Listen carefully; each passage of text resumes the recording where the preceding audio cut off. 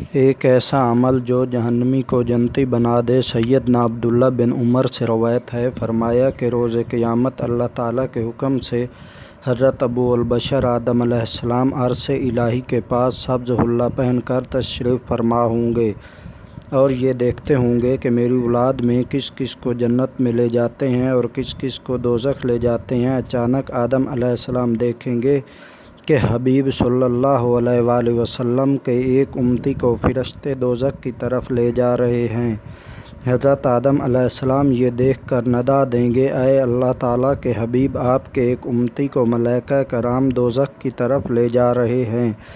سید دو عالم صلی اللہ علیہ وآلہ وسلم فرماتے ہیں، یہ سن کر میں اپنا تہ بند مضبوط پکڑ کر ان فرشتوں کے پیچھے دوڑوں گا اور کہوں گا، اے رب تعالیٰ کے فرشتوں، ٹھہر جاؤ۔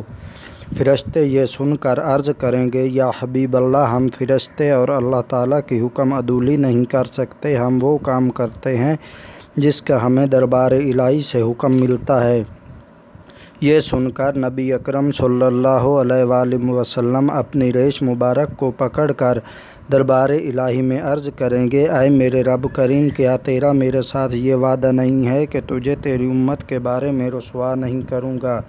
تو عرش الہی سے حکم آئے گا، اے فرشتوں، میرے حبیب کی اطاعت کرو اور اس بندے کو واپس میزان پر لے چلو۔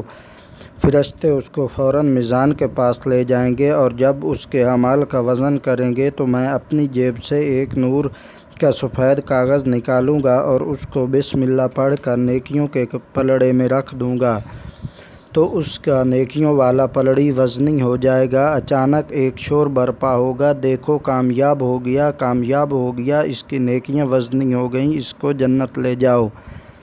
جب فرشتے اسے جنت کو لے جاتے ہوں گے تو وہ کہے گا، اے میرے رب کے فرشتوں، ٹھہرو، اس بزرگ سے کچھ عرض کر لوں۔